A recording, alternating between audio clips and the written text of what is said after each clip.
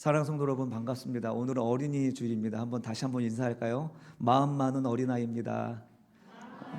안아주시고 손잡아 주시고, 악수도 좀 해주시고, 따뜻한 온기를 좀 서로 나눠주셨으면 좋겠습니다.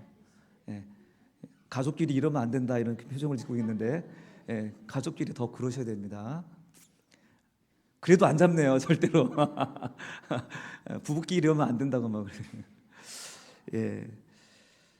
오늘은 이 가정에 대한 하나님의 마음을 우리 함께 나누고자 합니다. 여러분 한번 상상해 보세요. 제가 강단에서 진짜 천사의 말을 하면서 뒤에 가서는 입에 담을 수 없는 그 욕설을 하고 다니고요. 또는 돈을 너무 밝히거나 윤리 도덕적으로 좀 문제를 일으키는 그런 사람이라는 것을 여러분이 알았어요. 그럼 여러분 어떻게 할 거예요? 예? 오, 안 그럴 거면서 막 SNS에다가 뭐 올리실 거면서 화가 나죠.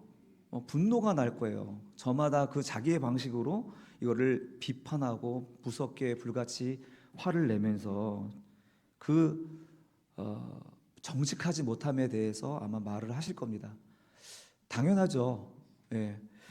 제가 목회자로서 하나님의 말씀을 전하는 사람이기 때문에 그렇고 그 말에 대한 책임이 뒤따르기 때문에 그렇습니다. 그러니까 성도님들은 제가 앞에서 설교하는 이 설교를 듣지만 사실은 강단에서 내려간 제 뒷모습을 통해서 그 말씀의 진정성을 듣고 싶어 하시는 것이죠. 근데 그 말과 행동이 다를 때 우리들의 마음속에서 분노가 치미는 거 아니겠습니까?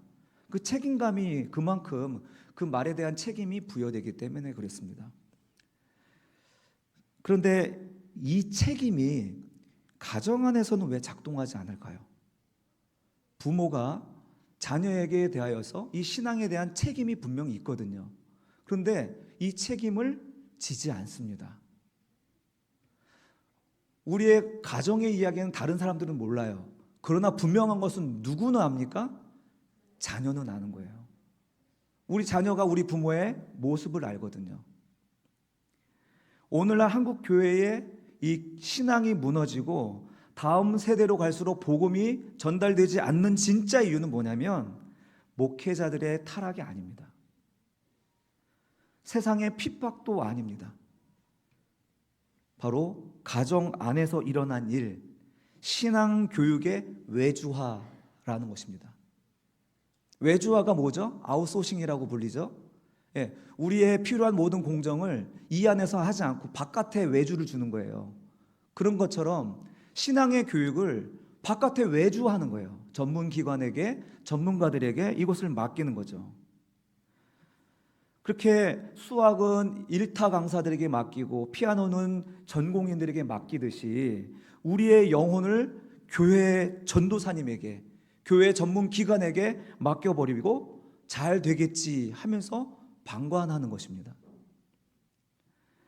그리고 그 부모님들은 그런 책임에서 벗어나서 정작 부모님들은 이 하나님의 말씀에 대한 이 책임감에서 자유케 되었어요. 복음입니까 이게? 이 십자가를 내려놨으니 복음 아닌가요? 우리가 입으로는 정말 바른 소리 하잖아요. 바른 말씀 자녀들에게 말하잖아요. 교회를 가야 되고 하나님 잘 믿어야 돼. 그래 복 받아. 그러나 정작 삶의 자리에서 아이들에게 보여주는 우리의 뒷모습은 뭡니까? 야, 세상 만만치 않아. 네가 밟고 올라가지 않으면 바보 되는 거야. 억울하면 성공하고 출세해. 이런 메시지를 계속 던지는 거 아닙니까, 부모가? 우리 자녀들의 대학 입시 정보 그거 찾느라고 정말 밤을 새고 주식 정보나 또 청약 정보 이런 것 알아보려고 기어이 귀신같이 찾아내면서 우리 자녀들의 영적 상태에 대해서는 하나님이 알아서 해주시겠지라는 것을 그런 마음으로 지낸다는 것이 정말 문제라는 것이죠. 신앙에 대하여서 자녀들은 보고 있습니다. 우리는 다른 사람들에 대해서 내 자신을 숨길 수는 있지만 내 자식은 내 가족의 아내와 남편은 나를 보고 있는 거예요. 이런 이중적인 모습은 이 자녀들에게 하나님이 어떻게 보여질까요? 진절머리 나는 종교에 불과한 것입니다. 내가 좀만 커서 졸업만 해봐. 이것도 탈출해야지. 졸업해야지. 내가 짐지고 있던 이 종교라는 기독교를 벗어 던져야지. 여러분, 자녀들의 속에 이런 메시지들이 울려나고 있다는 사실 충격받으셔야 됩니다. 미국의 작가 제임스 볼드 윈이라는 사람이 이런 이야기를 했습니다. 한번 같이 읽어볼까요? 시작. 아이들은 어른들의 말을 듣는 데는 서툴지만 어른들을 모방하는 데는 절대 실패하지 않는다. 아멘. 예, 말을 듣는 데는 서툴어요. 잘 못 듣는데 그 부모가 하는 그 말에 모방하는 데는 기가 막히다는 거죠. TV에 새나개라고 알죠? 그 강아지들의 그 사납고 또 어떤 그 성품에 보면은 그 이유가 강아지에게 있는 게 아니라 누구에게 있는 겁니까? 보호자에게 있다고 그러잖아요. 보호자에게. 사람도 우리 자녀도 마찬가지죠. 우리는 앞에서 말하는 것보다 뒷모습을 보고 배우는 그 메시지가 더 큰 울림이 되는 것이죠. 내가 정말 알아야 할 모든 것은 유치원에서 배웠다라고 쓴 로버트 풀검도 비슷한 얘기를 했습니다. 한번 읽어봅시다. 도움이 될 것 같으니까요. 시작.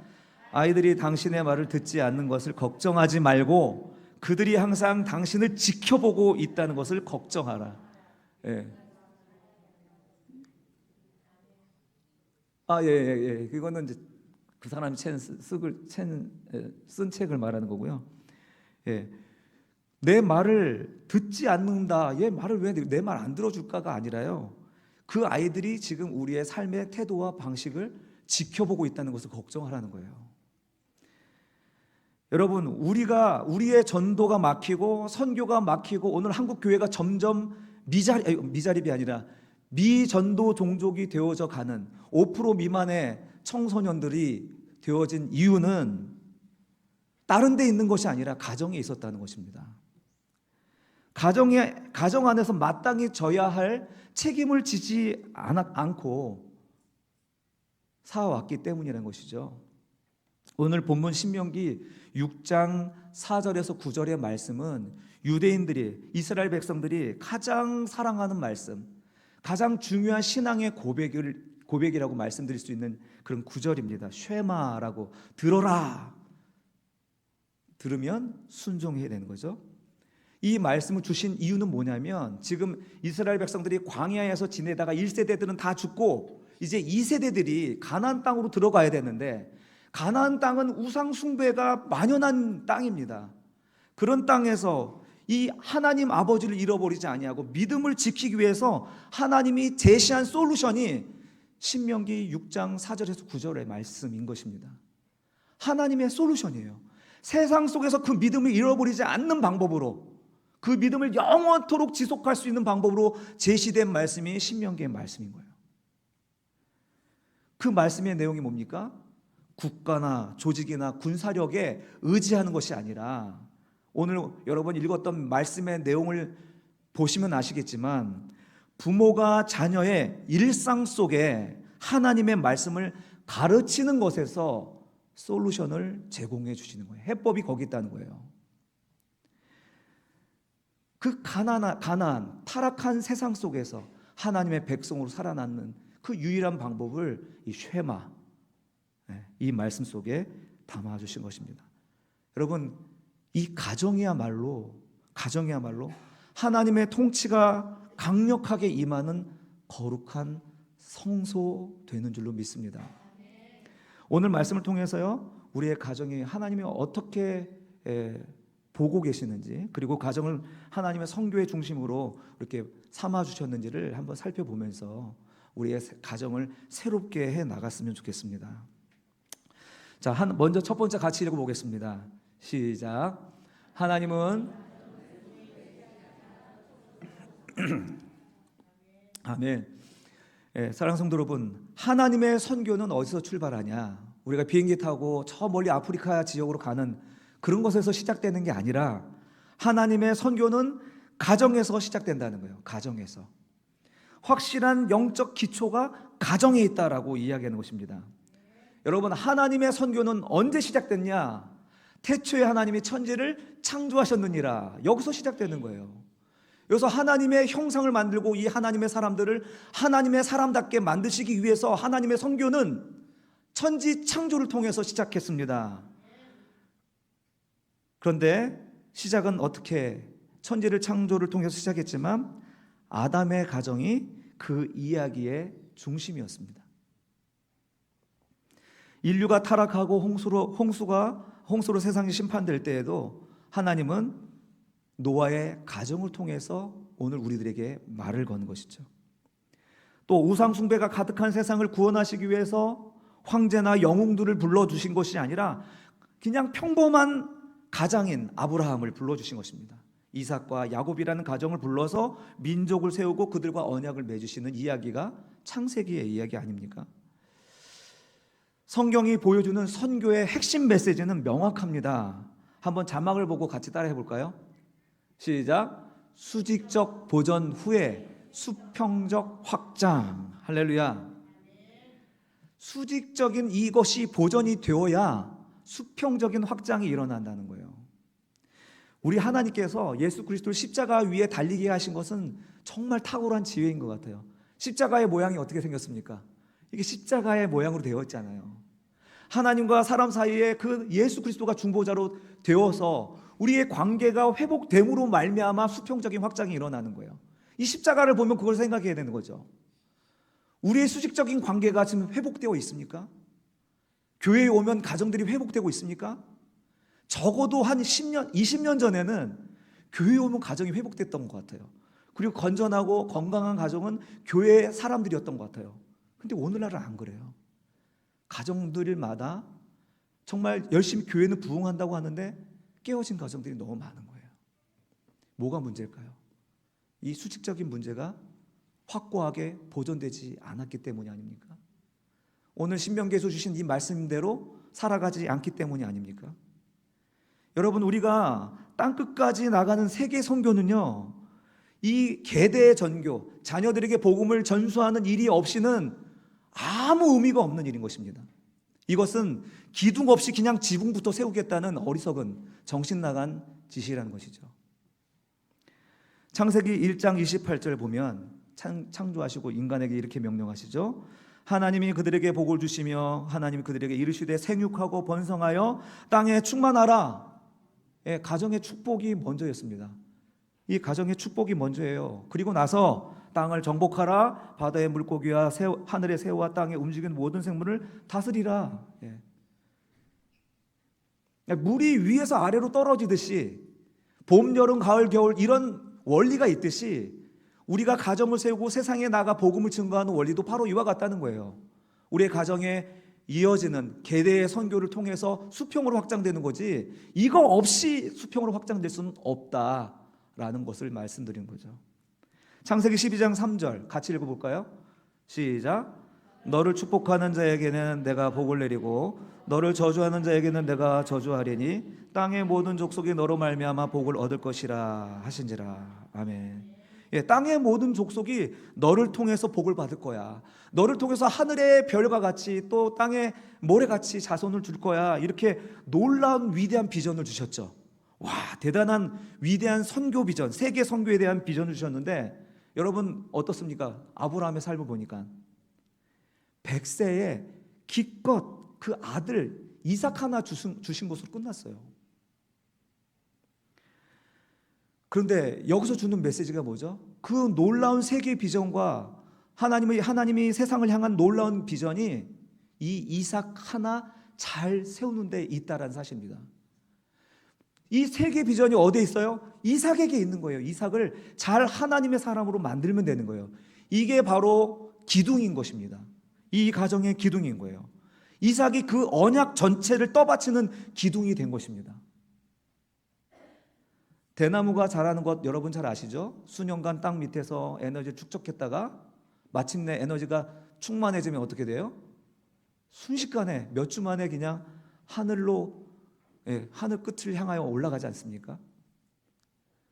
전 건축에 대해서 잘 모르지만 건축하시는 분들도 그런 얘기 하더라고요. 건축할 때 기초공사 이것이 절반 이상을 차지한다고 합니다. 여러분 마찬가지입니다. 하나님은 저와 여러분의 가정에서 먼저 이 영적인 가족, 영적인 기초가 세워지기를 바라는 거예요. 이 기둥이 세워지지 않으면 지붕이고 뭐고 건물을 세울 수가 없는 것입니다. 시간이 걸려도 아브라함이 100세라는 100년이라는 세월을 보냈던 것처럼 시간이 걸려도 그게 먼저라는 거예요. 교회에 사람이 많아지고 건물이 커지면 뭐합니까? 가정이 다 깨지는데. 하나님은 언제나 이런 방식으로 이런 기초 위에 열방을 부르신다는 사실입니다. 하나님 오늘도 우리에게 말씀하신 줄로 믿습니다. 내 가정이 바로 너의 선교지야. 네 자녀가 바로 너의 선교 대상이야 라고 말씀하고 있습니다. 여러분의 가정이 신앙의 기둥으로 튼튼히 세워지면 옆으로는 자연히 확장되게 되어 있습니다. 열방을 향한 축복의 통로가 우리 자녀들이 다 될 줄로 믿습니다. 그렇다면 이 가정이 어떻게 선교의 기둥이 되어지는지 6절 한번 보도록 하겠습니다. 먼저 두 번째 같이 읽어봅시다. 시작. 하나님은 부모의 삶을 통해 복음이 흘러가게 하십니다. 아멘. 부모의 삶을 통해서 이 외형이 확장되는 거예요. 먼저 기둥이 세워지고 이제 확장되는 것입니다. 자, 본문 6절과 7절을 한번 같이 읽을까요? 시작. 오늘 내가 내게 명하는 이 말씀을 너는 마음에 새기고 내 자녀에게 부지런히 가르치며 집에 앉았을 때든지 길을 갈 때든지 누워 있을 때든지 일어날 때든지 이 말씀을 강론할 것이며. 먼저 이 말씀에서 주목해야 될 게 뭐냐면 순서입니다. 순서. 어떤 순서일까요?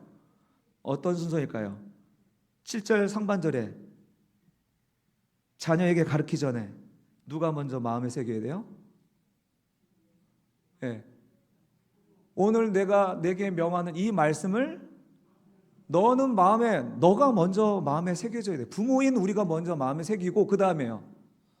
내 자녀에게 부지런히 가르친다는 것입니다. 순서가 중요해요. 이런 순서 없이 가능합니까? 그러니까 아이의 교육과 아이의 지식의 출처는 어디냐면 부모라는 것입니다. 그러니 부모는 적어도 다른 사람들은 몰라도 자녀에게 대해서 책임 있는 삶을 살아야 되는 것이죠. 제가 목회자로서 책임 없는 삶을 살면 여러분 분내고 화내는 것처럼 우리 자녀들도 말은 하지 않지만 마음속으로 그런 마음을 갖는다니까요. 아빠도 그렇게 살지 않으면서 뭐 나한테 자꾸 교회 가라고 그러고, 엄마는 그렇게 맨날 감정에 떠밀려 살면서 맨날 나보고 예수님 사랑 얘기하고, 다 안다니까요. 말하지 않아도. 하나님의 말씀, 하나님 말씀이 부모에게 먼저 새겨지는 것이 우선입니다. 이렇게 하나님을 사랑하고 하나님을 두려워하는 부모가 있습니까?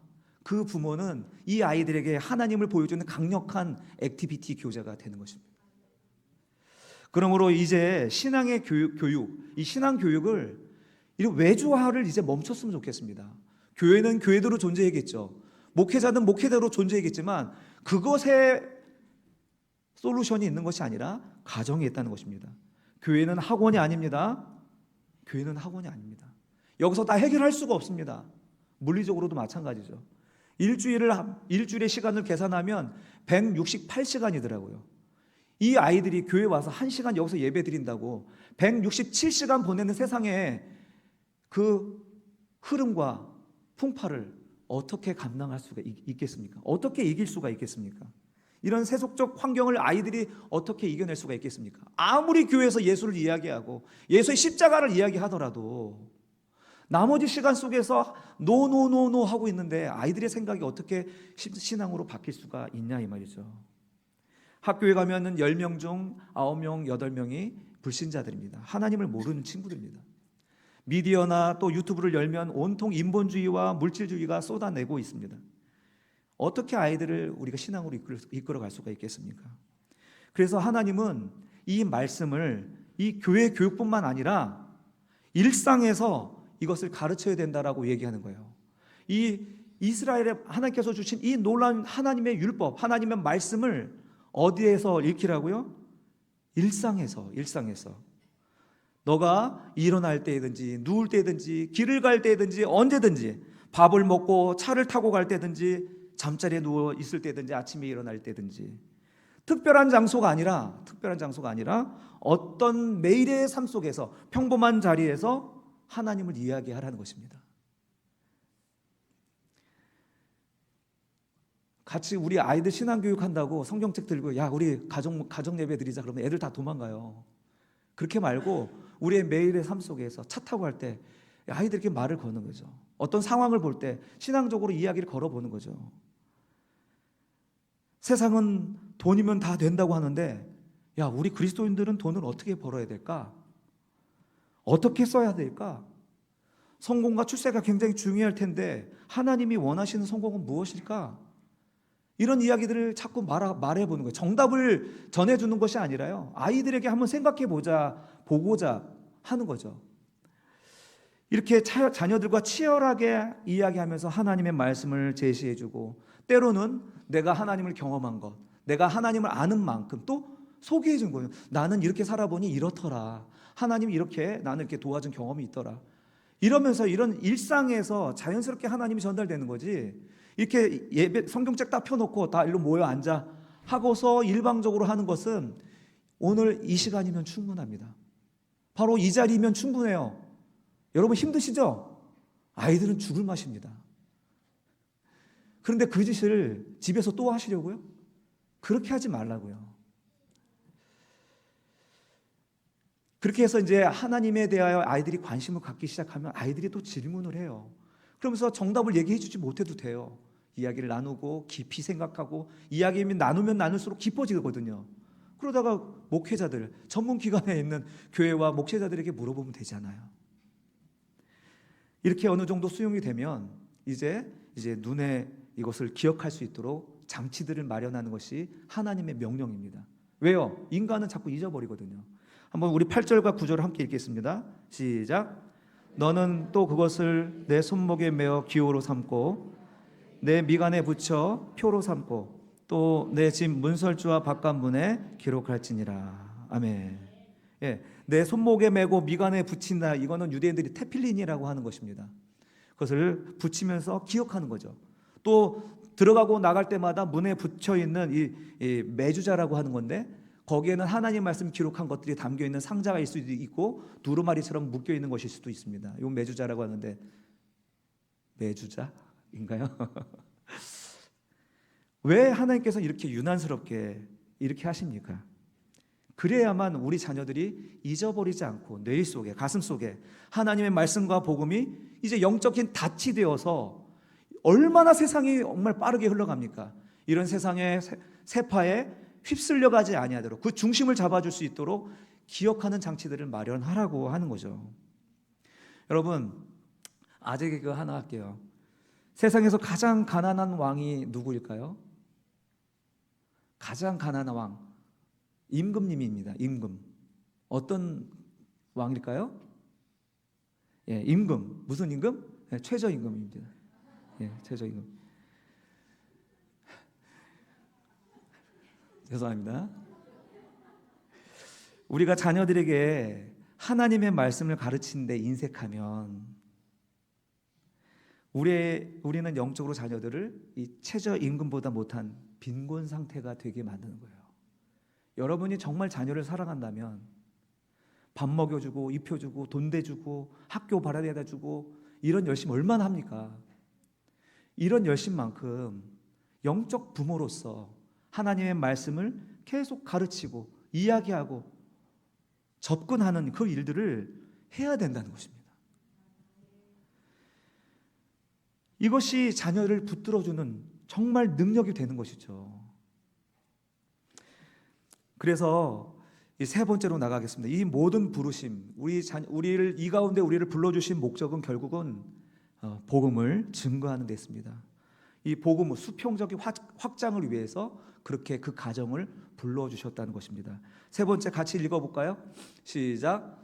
하나님은 평범한 계대 선교를 통해 위대한 구원 역사를 이루십니다. 예. 우리가 자녀를 신앙으로 잘 키워야 하는 이유는 그저 내 새끼 엇나가지 않고 착하게 잘 살게 하기 위해서가 아니라는 것, 그것만이 아니라는 것이죠. 그것은 유교적인 우리 공자님의 가르침으로 충분합니다. 안 그렇습니까? 굳이 하나님께 데려와서 그것을 가르칠 필요가 없는 거예요. 하나님께서는 우리 가정을 붙드시는 이유는 그거는 차지하고 우리 가정을 통해서 메시아의 계보를 이뤄가게 온 세상을 구원하시기 위한 하나님의 열심 때문에 우리 가정을 불러주셨다는 것입니다. 여러분, 영원히 사실 것입니다. 그런가요? 아니잖아요. 영원히 살기 위해서 영혼을 준비하는 과정에 우리가 제한적인 삶을 우리가 살고 있지 않습니까? 여기서 우리가 준비해야 될 것이 무엇일까요? 가치 있는 것이 무엇인가를 생각해 봐야 되겠다는 것이죠. 우리를 불러주신 영적인 부모의 그 자리를 회복하시기를 주님의 이름으로 축원합니다. 하나님이 왜 이스라엘을 택하셨습니까? 이스라엘만을 구원하기 위한 게 아니잖아요. 이스라엘을 기둥 삼아서 온 세상의 제사장 나라가 되고 이방의 빛이 되게 하시려고 이스라엘 백성들을 택하신 것처럼 하나님께서 저와 여러분을 우리 가정의 부모로 불러주신 것은 바로 이 가정을 바로 이 복음의 빛으로 사용하기 위하여서, 제사장으로 부르시기 위하여서 이렇게 우리 가정을 구원하여 주시고 불러주신 줄로 믿습니다. 여러분, 이것이 가장 큰 은혜인 거죠. 우리 아이가 이렇게 이 가정 안에서 하나님의 말씀에 의하여 구원을 받고 그 구원 역사에 참여하여 그리스도의 제자가 되어서 결국은 또 다른 영혼을 살리고 세상을 치유하는 영향력 있는 자녀로 세우기 위함인 줄로 믿습니다. 자기 배불리기 위하여서 부른 자들이 아니라 세상을 치유하는 자, 티크은 올람, 할렐루야. 그런 큰 비전을 우리 아이들에게 심어줄 수 있기를 간절히 바랍니다. 예수님의 지상 대명령, 횡적으로 뻗어나가는 그 명령, 마태복음 28장에서 말씀하시죠. 너희는 가서 모든 민족으로 제자를 삼아라 라고 얘기하는 거죠. 모든 민족이라는 비전이 어떻게 실현돼요? 제자 삼는 것으로 시작되는 것입니다. 이 제자는 우리가 말하는 선생과 제자의 그런 관계가 아니라 부모 자식의 관계를 말하는 것입니다. 여러분, 복음 전파는 이와 같이 온 세상을, 이 복음의 비전은 온 세상을 향하고 있지만 그 방식은 언제나 낳고 기르는 가정의 원리를 따르고 있다는 사실입니다. 사랑하는 성도 여러분, 하나님은 저와 여러분을 육신의 부모로 부르실 뿐만 아니라 영적인 부모로 부르셨습니다. 하나님의 생명이 끊어지지 않고 흐르게 하시려고 여러분을 부르시는 것입니다. 그 잃어버린 부모의 역할을 오늘 회복하기를 간절히 바랍니다. 그것이 자녀를 진실로 사랑하는 것입니다. 학원 발에도 주고 이런 열심뿐만 아니라 아이들의 영의 양식을 공급하는 그런 영적 부모의 역할을 우리가 감당할 수 있기를 간절히 바랍니다. 사랑하는 성도 여러분, 우리 가정이 무너지면 선교의 발걸음도 무너집니다. 그러나 우리의 가정이 신앙의 전초지가 되어서 하나님 말씀에 깨어 있으면 하나님 우리 가문을 통하여서 내 삶의 주변뿐만 아니라 열방을 향하여 주님의 영광을 드러내는 복된 가문을 만들어 주실 줄 믿습니다. 쉽지 않을 것입니다. 이것을 위하여서 교회가 돕겠습니다. 아까도 영상에도 보았듯이 한 아이를 키우려면 온 마을이 필요하다. 이런 아프리카의 경험을 이야기하는 것처럼 이 거룩하고 위대한 일을 여러분 혼자 감당하지 아니하도록 교회가 돕겠다는 거예요. 그래서 우리 교회가 목장으로 또 가정을 세우는 이 비전으로 나아갈 때 우리가 함께 가정 세우는 일에 동참해 주시면 감사하겠습니다. 잘 못해도 서툴러도 시도해 보는 것입니다. 하나님이 신명기의 말씀 우리들에게 주신 솔루션이 그렇다니까 한번 해보자는 것입니다. 다른 교회 여러 가지 많은 사역이 있는데 이런 거 다 못하더라도 하나님이 처음 우리에게 주신 사명의 자리, 가정, 그 자리에서 우리가 순종하고 그 가정, 그 자리에서 우리가 충성하면 주님께서 이런 말씀하실 겁니다. 작은 일에 충성하였으니 내게 큰 것을 맡기리라. 오늘부터 우리 교회는 대를 잇는 선교의 첫 단추를 다시 제대로 시작하기 위해서 오늘 들어오시면서 보신 분들도 계시겠지만 금요가족 모임 가이드 문서를 거기다 비치해 놨습니다. 5월 8일자입니다. 이것은 교회로 모이라는 프로그램이 아닙니다. 교회 오세요가 아니고요. 금요일 저녁만큼은 여러분이 집에서 맛있는 음식을 준비하고 식탁에 모여서 하나님의 말씀을 나누자는 것입니다. 그 방식을 잘 모르니까 그래서 안내문을 준비한 것입니다. 왜 금요일이냐? 창세기 2장 3절에 보면 율법이 주어지기 전에 하나님께서 그 일곱째 날을 축복하셨어요. 율법이 주어지기 전에 일곱째 날을 축복하셨어요. 그 일곱 번째 날을 우리는 안식일이라고 이야기하죠. 여러분, 이 역사 속에 하나님이 처음 창조하신 지금까지 안식일이 날짜가 달라졌을까요? 안 달라졌을까요? 달라질 수가 없어요. 왜냐하면 그 달력도 없는 사람들에게 광야에서 안식일을 어떻게 할 수 있었을까요? 일곱째 날임을 어떻게 할 수 있었을까요? 만나가 내리지 않는 날이 일곱째 날인 거예요. 그렇죠? 그리고 성전이 세워졌을 때는 그 일곱째 날을 지켰어요. 그리고 성전이 무너진 그 이후에는 달력이 생겼습니다. 그러니까 이 일곱째 날은 변하지 않고 지금 존재하는 것입니다. 이해되시죠? 여하튼 하나님께서 그 일곱 번째 날을 복 있다고 하셨어요. 꼭 그 날 안 해도 됩니다. 그러나 그날이 하나님께서 그 날을 복되게 하셨기 때문에 저는 금요일에 우리 모임을 갖는 것입니다. 어쨌든 여러분, 이런 모임을 가지실 때 너무 어떻게 진행할지 모르고 어색해 죽겠습니다, 이렇게 말하실 수도 있는데요. 이런 모임 가이드를 인쇄해서 여러분의 손에 쥐어드릴 테니까 여러분이 집에서 이렇게 딱 펴놓고 읽어 내려가시기라도 하셨으면 좋겠습니다. 아버지가 안 계신 가정에는, 아버지가 믿지 아니하는 가정에서는 어머니가 그 일을 하시고, 남편에게 잘 설득해서 이것을 할 때 아버지의 권위가 세워진다는 것도 말씀하셔서 조용히 말씀 안으로 초청하시는 것도 좋은 방법일 것 같습니다. 그 인쇄물 안에 내용들 보면요, 목장 모임하는 것처럼 초청하고 환영하고, 그리고 아이스 브레이크처럼 편안하게 이야기할 수 있는 이야기들로 시작합니다. 그리고 말씀을 읽고 말씀에 대한 파악을 먼저 한 다음에, 그 다음에 이제 식탁에 음식이 이제 준비가 됩니다. 맛있는 음식들이 준비가 되면 먹으면서, 음식을 맛있게 먹으면서 이 말씀에 대한 토론들을 하는 거예요. 질문들을 던져서 너는 어떻게 생각하니? 정답을 주려 하지 아니하고 서로 논쟁이 돼도 상관없습니다. 그렇게 해서 이야기를 하면서 음식을 먹고, 음식을 다 먹은 뒤에는 이것을 기억할 수 있는 어떤 액티비티 활동이 있습니다. 이런 활동들을 집에서 하면서, 오늘 드렸던 그 활동지 안에는 매주자라는 것을 만들어 가지고 문에다 붙이는 일을 하자. 말씀 좋아하는 말씀 구조를 적어 가지고 돌돌 말아서 리본을 맺거나 아니면 상자에 넣어 가지고 오가는 문에다가 붙여 놓는 거죠. 그럼 아이들이 자기 문을 들락날락 할 때 그 말씀을 생각나도록 한 주간 그렇게 활동을 하는 것이죠. 이렇게 해서 하나님의 말씀이 그 제의적으로가 아니라 우리의 삶에 녹아들 수 있도록 그렇게 해보자는 것을 여러분들에게 말씀드리는 것이죠. 잘 몰라도 잘 못해도 더듬거리더라도 읽어 내려가시면 되겠습니다. 그래서 여러분의 가정이 이 계대의 선교가 잘 이루어져서 가정이 이 수직적 보존으로 말미암아 횡적인 축복이 일어나기를 주님의 이름으로 축원합니다. 이제 말씀을 맺겠습니다. 사랑하는 성도 여러분, 우리가 신앙의 적대적인 이 세상 속에서 우리 자녀를 지키고 나아가 열방을 구원할 수 있는 유일한 길은 우리의 가정을 하나님 말씀이 선포되는 곳이 되는 것입니다. 시간이 지체가 되더라도, 오래되더라도 그 가정에 힘쓰십시오. 열방을 구원하는 길 거기에 있습니다. 하나님의 말씀이 심겨진 가정은 결코 망하지 않는 줄로 믿습니다. 여러분, 이스라엘 백성, 이스라엘 역사가 그것을 증명합니다. 이스라엘에게는요 군사력도 국방력도 없었습니다. 그러나 역사 속에서 다른 제국들이 왔다가 사라졌어도 이스라엘 민족은 여전히 남아 있습니다.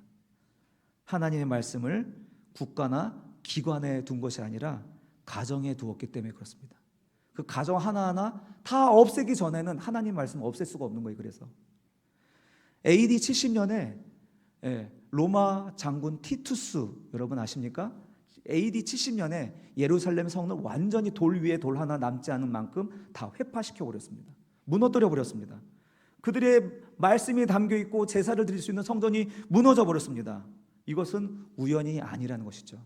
하나님은 이 성전 안에 하나님 말씀을 가둔 것이 아니라 우리의 삶의 자리로 넣어 주시기 위해서 하나님이 친히 성전을 파괴하신 거죠. 그것은 섭리고 하나님의 지혜라고 믿습니다. 사랑하는 성도 여러분, 이제 그들은 가정에 성전이 없기 때문에 하나님의 말씀을 가정에 심었습니다. 하나님 말씀을 가정에 심으신 것 바로 하나님의 지혜였던 거죠. 사랑하는 성도 여러분, 오늘 우리는 가정마다 성경책 한 권씩 다 있어요.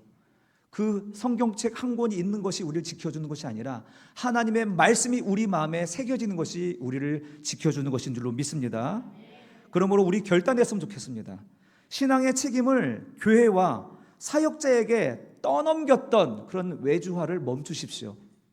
제가 안 하겠다는 것이 아니라 제 역할은 다른 쪽으로 하겠습니다. 여러분들의 역할을 회복하자 하는 얘기를 하는 것입니다. 오늘 나누어 드리는 그런 금요 가족 모임 가이드를 직접 집으로 들고 가셔서 그래 집에 여러분의 가정에 이제 문설주가 되고 또 거기에 말씀을 기록하고 금요일 저녁마다 서툴지만 여러분의 목소리로 하나님의 이야기가 나누어지는 복된 자리가 되어지기를 간절히 바랍니다. 그리고 마지막으로 아버지들이 자녀들의 머리 위에 다 손을 얹고 축복하며 기도할 때 얼마나 멋있습니까? 얼마나 멋있어요. 여러분의 아버지가 그렇게 해주셨으면 좋겠어요. 나 신앙이 없는데 믿음 괜찮습니다. 그 말씀을 붙들고 써내려가 있는 축복의 기도문을 가지고 아이들의 머리에 손을 가만히 얹고, 근데 믿음이 없어도 아이들에 대한 사랑은 있잖아요. 그 말씀 기도문을 읽어주십시오. 아이들이 너무 좋아할 겁니다. 특별히 어린 아이들이 있는 집안의 가족들은 당장 시작하십시오. 정말 복됩니다. 그렇게 해서 가정의 질서를 회복하고 하나님의 말씀이 여러분의 가정을 지켜주시고 또 외형으로 수평적인 확장을 일으켜 주실 줄로 믿습니다. 아멘.